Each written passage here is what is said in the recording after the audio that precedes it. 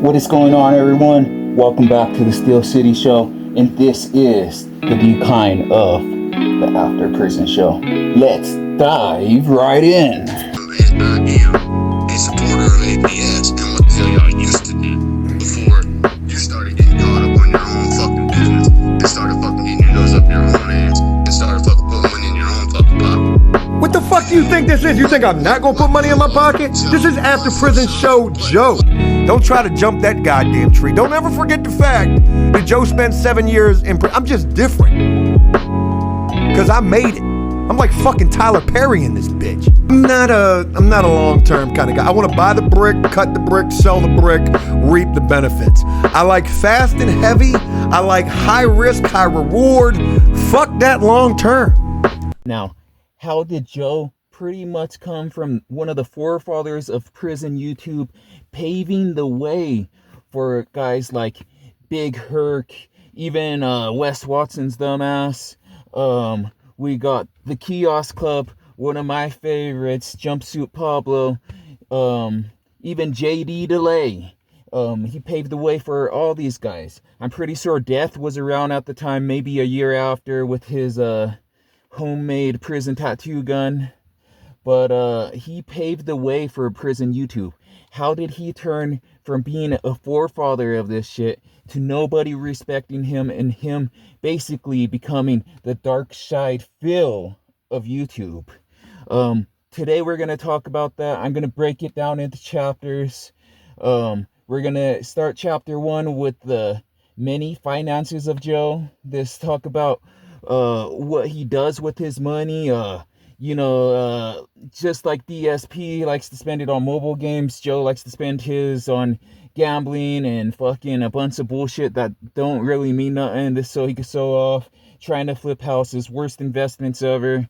So the second one, we're gonna get into the many beefs of Joe, because as we know, Joe likes to beef with anybody, and it gets to the situation: is it them or is it you? After it happens time after time, is it everyone else? Was it Danny? And we'll get into this later. But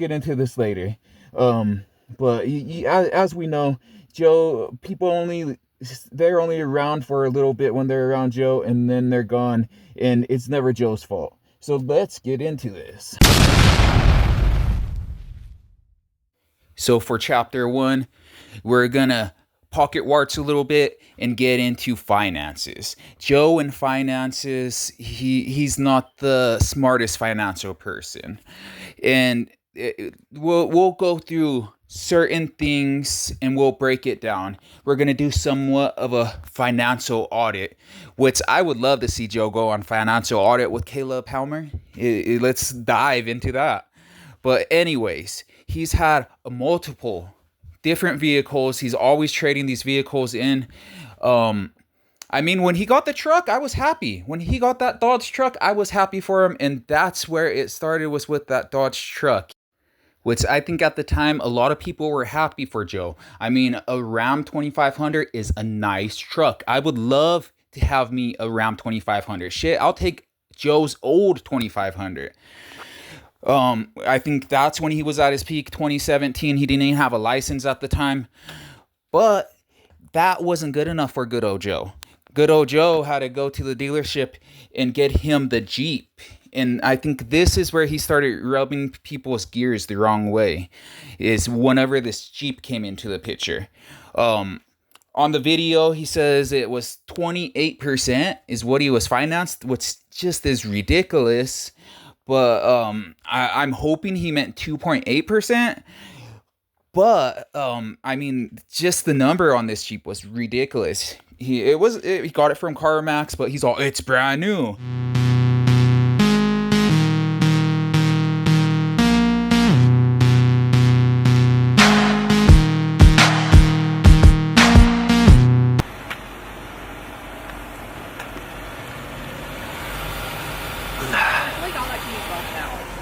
Yeah.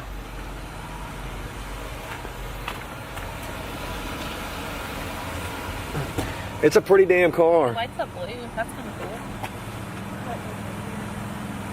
We should get some different formats. Understanding monthly payments.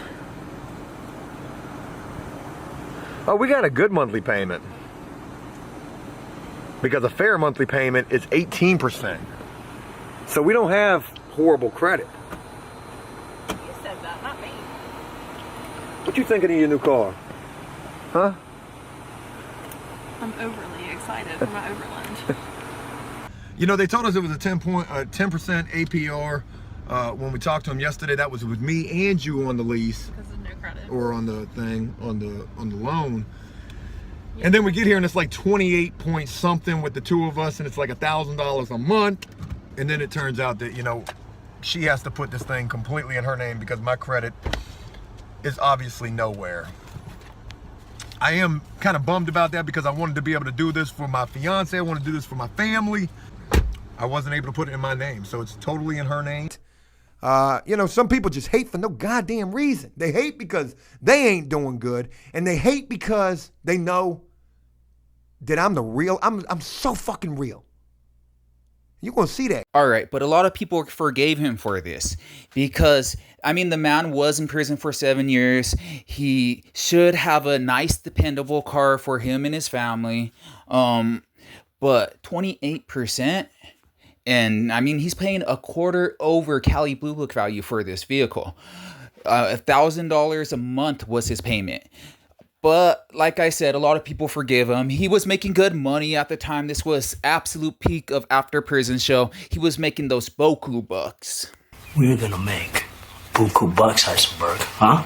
You know, but not too long after this, old Showboat Joe, he didn't think that the Jeep was good enough. I mean, the truck wasn't good enough, and he needed something flassier. So this man went and bought a brand new Tesla. Yes, Joe owned a Tesla. Hey, Joseph, a.k.a. Pencil Dick. Shoe nice again. You can do bad, punk. Either way, bro, my dad used to say when a nice car back in the day drove by, in the late 70s, early 80s, and they had a Corvette or something, he'd go, that guy has a small dick. They buy nice cars to suffice for how they are in bed.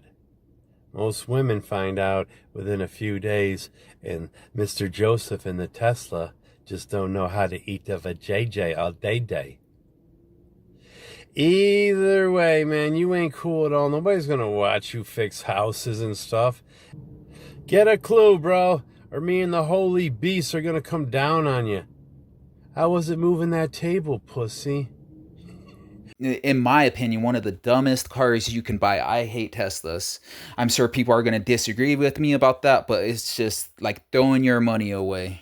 From Y'all motherfuckers ain't fucking doing nothing as far as sobriety goes. You're trying to push sobriety on people, but y'all can't even pass a piss test yourself, bro. The fuck out of here. Dude, I will do a piss test. I will meet you anywhere and take a fucking piss test. How dare you sit here and say that I'm getting high? Have you seen the car that I drive? You can't drive a fucking Tesla if you're getting high. A fucking Tesla? Ooh, well, yeah, you're fucking feeding off of every goddamn body else, off your fucking fan base. You should be saying thank you to all of us because you won that goddamn Tesla. All of you? You ain't no fan. You're a Yanni dick rider. I was gonna title a video kind of crazy, but I guess I'll just about what I'm getting ready to share with you guys. I'm getting ready to get rid of my Tesla. Yeah, I got to get rid of the Tesla. So it's not that I can't afford the Tesla, and I got to be honest with you. When you're driving in a Tesla, it doesn't matter if it's a Model 3 or any. It's a nice car. It's a really nice car. The problem is it's not a practical car. This thing has 10,000 miles on it, and what I wanted to do was I wanted to trade it in for a brand new Tesla, a Y or an X or something.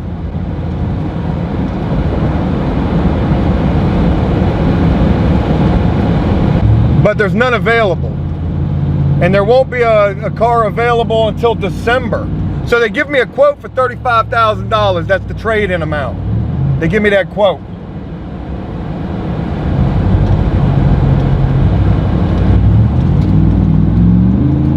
And That's what Tesla offered me. Now here's the crazy thing. They were like, yeah, we can have your car by December. December? I'm not trying to wait till December and have 15,000 miles on that car. The car's impractical. I can't go anywhere with the damn car. I can't take trips with the car because it just doesn't have the range for that. So I'm potentially getting ready to trade this Tesla in, hear me out, for a brand new 2022 Hyundai Santa Fe or Tucson or something, a Hyundai. Damn, Joe, you down bad. Well, the crazy thing is the car has 6 miles on it. It drives itself, kind of. I mean, these 2022 model cars, they be doing all sorts of shit. So they know it's a luxury car, so they make sure they upcharge you every chance they get. If you want to go the fastest possible speed, there's a fee to unlock that. It can do it. It's just a software governor. They charge you to let it have the ludicrous speed. Like it's one of the worst money things I think you can make. Is this the right way that I want to go? I think that it is. So I'm going to go this way. And yeah, it's about the same price as the Tesla brand new. It's about 43 or 46,000. Well, the Hyundai dealership's about to give me $38,000 for the Tesla. I only owe 35. So I make a little $3,000, or maybe I'll put that toward my payments or whatever. I need a more practical vehicle. I can't be going traveling with my truck, you know, and we need a vehicle that gets really good gas mileage. The Tesla was fun. Maybe in the future we'll go back to them. But I can get out of the Tesla, see a profit, and get a brand new vehicle with 6 miles on it that gets really good gas mileage. I think that it's a win, and it's a really nice vehicle. Now, I was really happy for Joe when he made this purchase. I'm like, he finally came to his senses. He got something practical, something that's going to save him gas, and something that's going to save him money. But do you think this was good enough for old Joe? No. The Santa Fe didn't last very long. And I mean, Santa Fe's are a good car. I have a Santa Fe. Mine is a 2019, and mine was only 11,000 miles, but I paid 10,000 less than what good old Joe did. I don't think he really knows how to look for deals. He's just shopping by the year. He wants the newest shit. Just like he says, he wants to show off. You could get something way more sensible, but that's not what I was looking for. I was not looking for sensible at all. I was looking for something to show out with. No tags on it no more. And bang. We got the Santa Fe, the 2022. It's got the 2.5 liter turbo. This thing gets about 400 miles per tank of gas. This thing's clean right here though. Boy, Joe, you got the Infinity Whip. I ain't never think I would be driving a Hyundai, but practical, economical, and on the inside of this thing, and it's the Limited too. It's the Limited. This sucker's got 11 miles on it. Boy, this joint is fancy. Panoramic roof though. Look at the roof. That joint opens up. The Tesla didn't even open up. Oh yeah. Brand new car, 2022. Who dis? See you later, Tesla. It was fun while it lasted. But Elon, you lost me a long time ago. Oh, we can control our own seats. Sections. Oh, fantastic. It's your own air. Hey, what you think? Brand new car? I'm so undeserving. What? Oh. 6 months later. But maybe I'll get something else. I'm not really too keen on the Hyundai. It's kind of a piece of shit, to be honest. 2022 model, already having a couple of little issues that I'm not feeling. So whatever, probably gonna get rid of that vehicle. Ironically enough, probably gonna go buy a Range Rover today.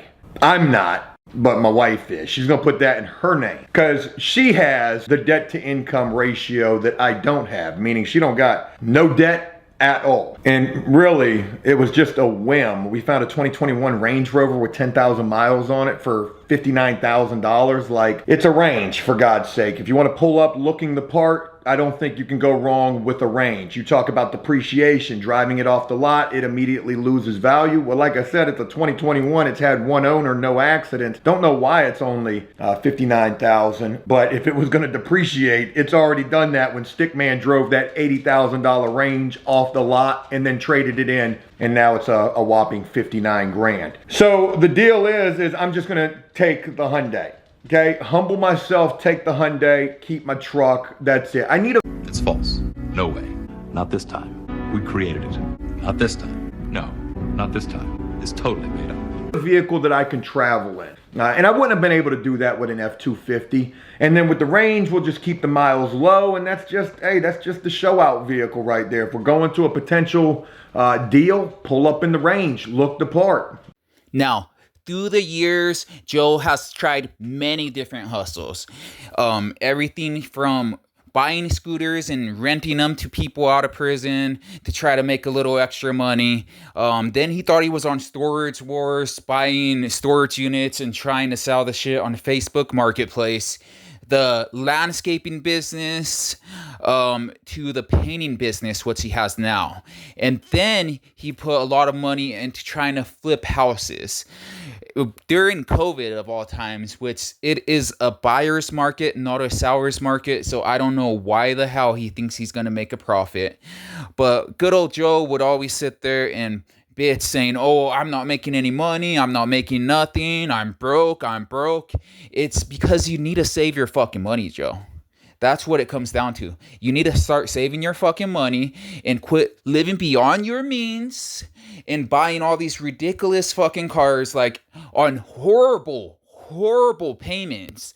I mean, he's paying $1,000 a month. And I mean, a car payment in my eyes should be $300 to $600 at the most. But I know he's paying $1,000 for the truck, another $1,000 for the reins. It's just ridiculous.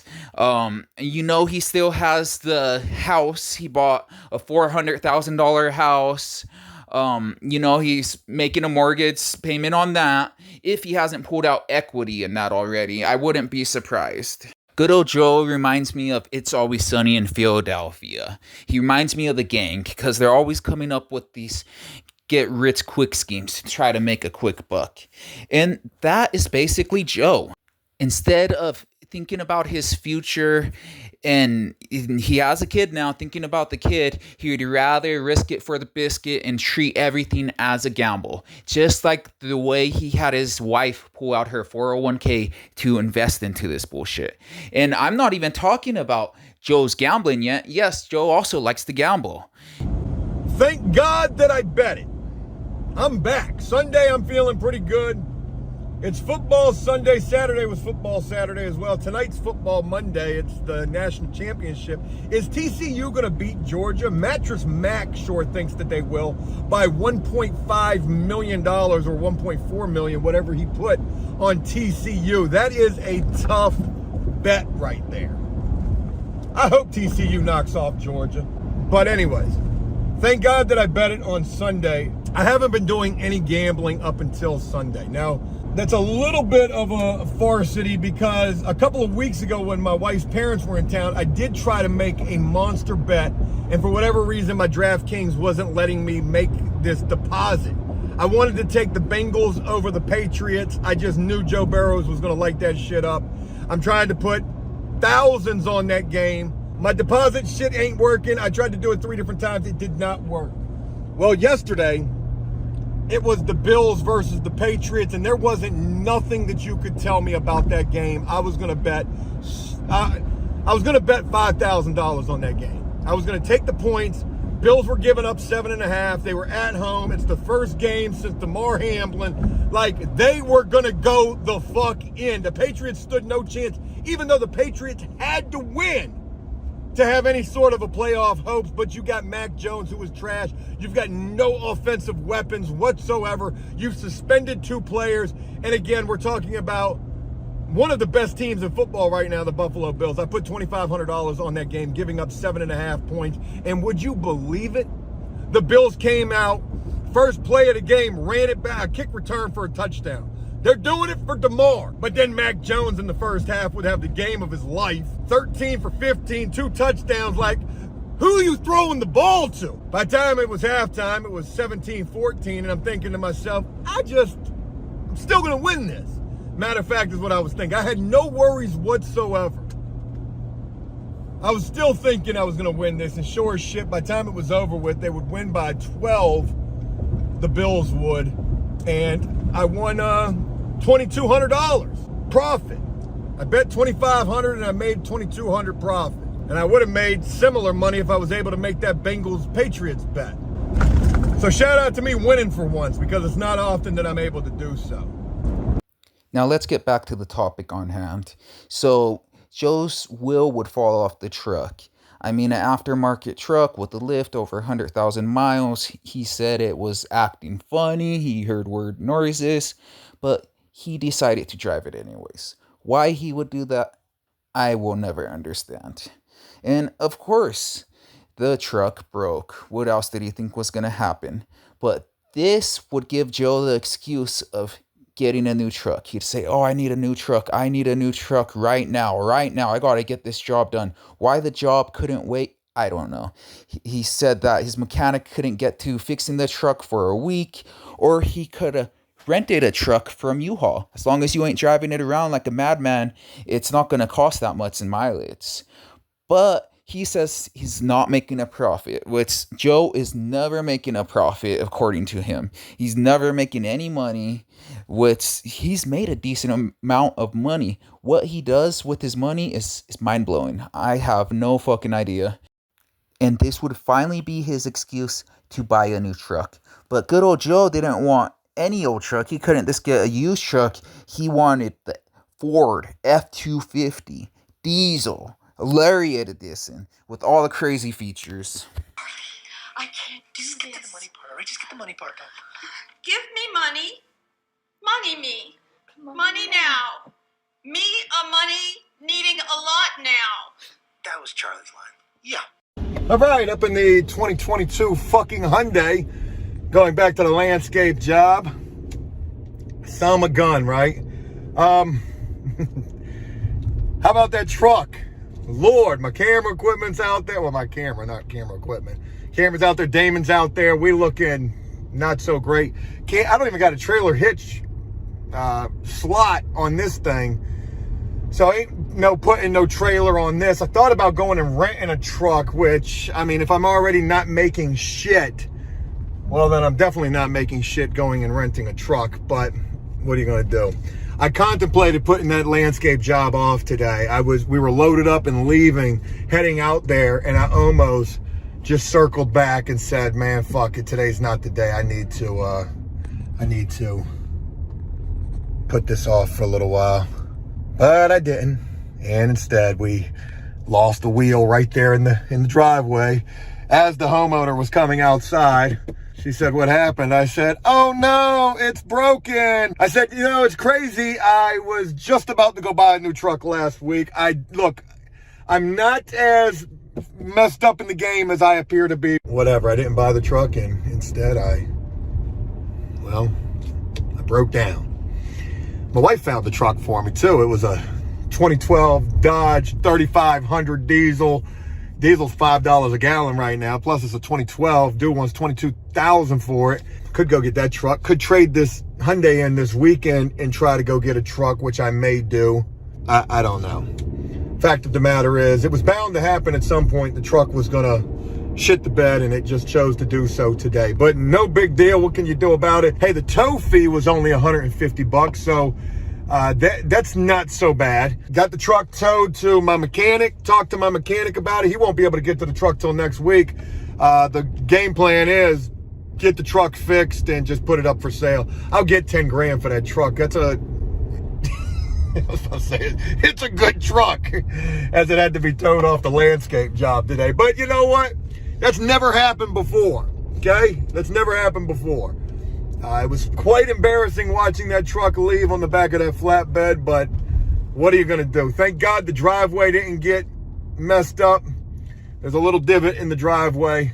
Can I still get paid today? You think that's a possibility? Probably not, right? Because we can't haul away the debris that needs to get hauled away. So how about that?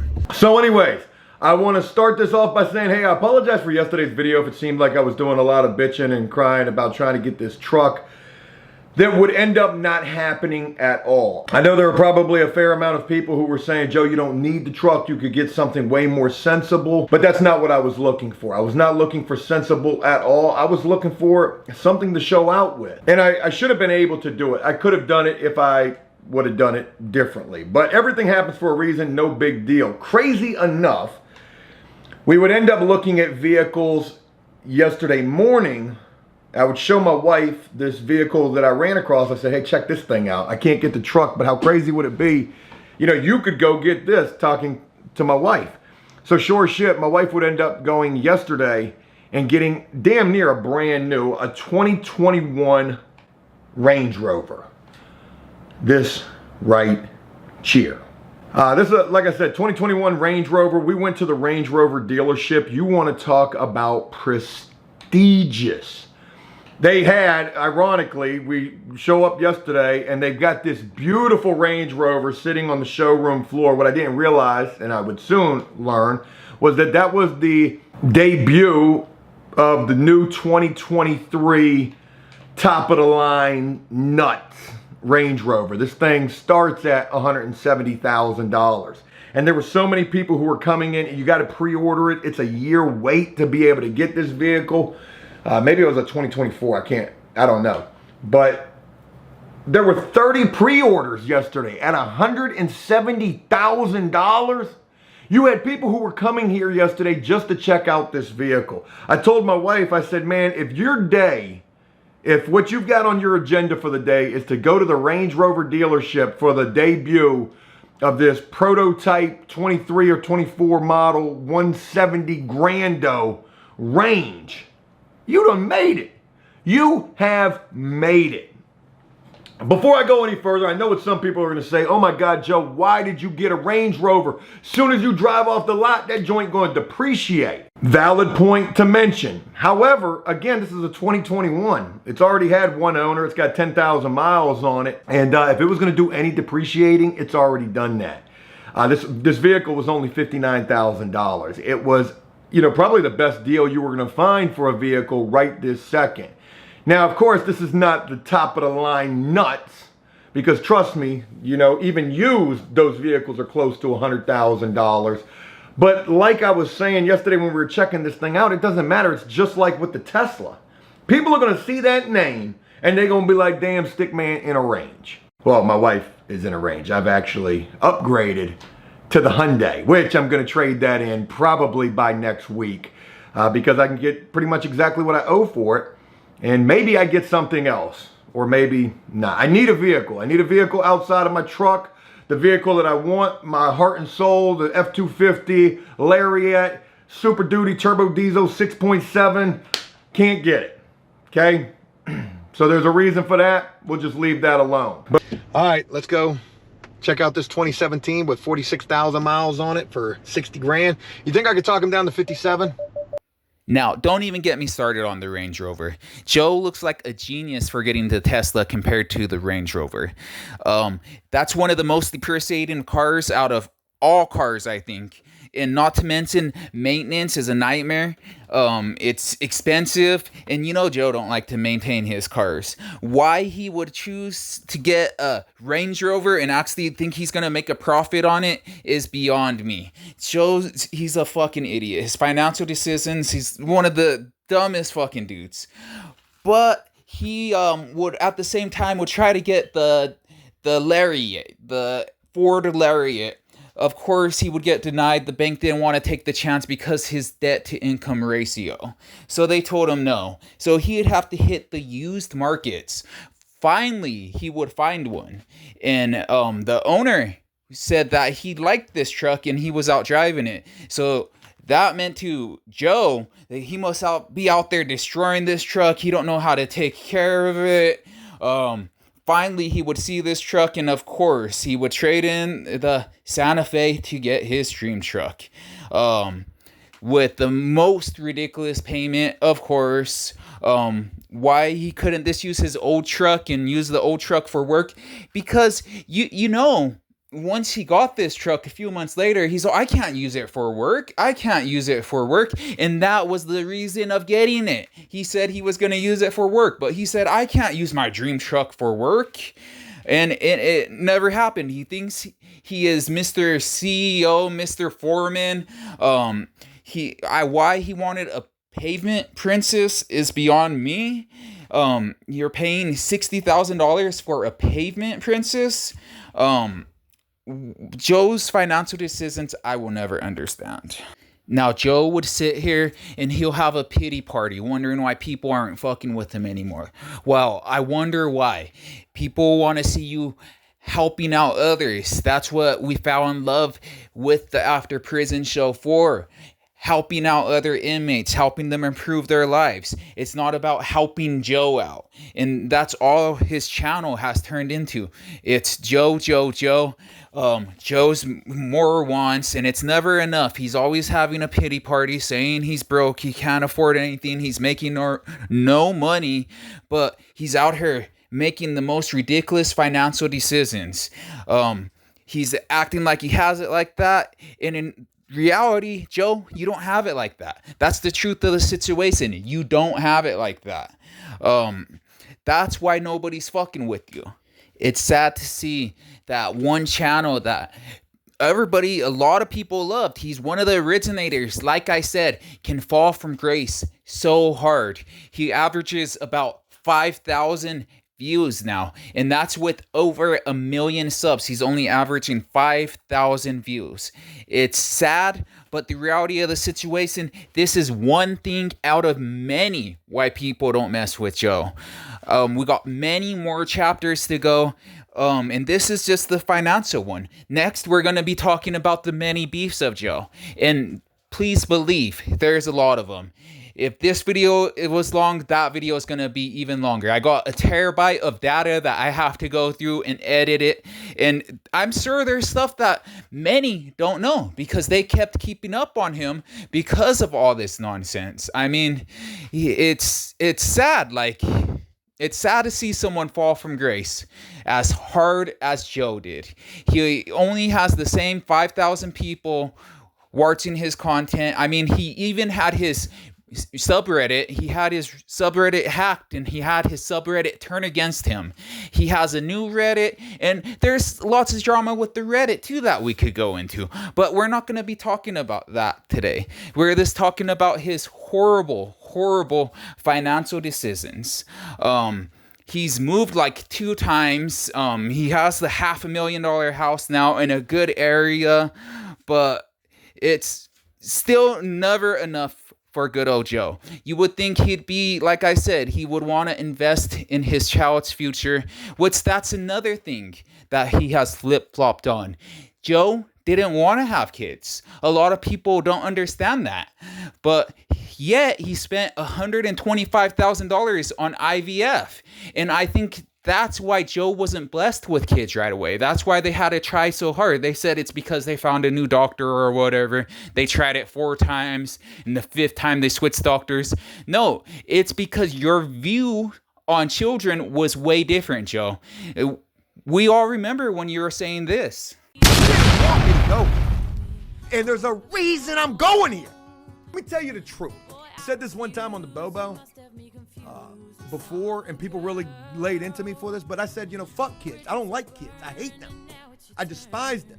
And a lot of people are like, damn, Joe, what the fuck? That's the face of the future. What are you talking about? You got to put yourself in my shoes here. Like, every day in my life, I'm trying to avoid children like they're the fucking China plague. And that's just one example out of many. I got a surprise for you, Joe. Your YouTube audience isn't that dumb, even though you like to think that they are. You like to talk down on them. I wouldn't be making this video if you wouldn't have banned me from the live chat, and I was a fan, and I heard in stories and seen you do it to other people. You banned me from the live chat because I said Cody looked like JonTron. What the fuck? Which you don't even know who the hell JonTron is. Let's be honest about that one. But I know you done it to many other people. You treating your audience like shit, and you acting like we're this gonna let you keep getting away with this and support you.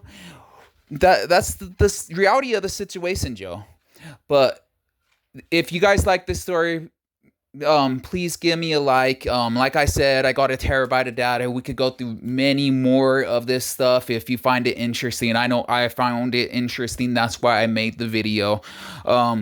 Please, like, give me a comment or a thumbs up, because I don't know if you guys like it, or this sub to the channel so I can know. If not, I won't even mess with it. We won't even do chapter 2. But if you guys rocking with me, this show me a little bit of support so I know to make a number 2. But thank you if you made it this far, and I hope all of you are having a wonderful day. Until next time, this was Cuddy from the Steel City So, and I hope to see you guys again. That because his wife, after she has a miscarriage, and you use that, your wife and your unborn child, to make money, you're a sick mother F. You know that?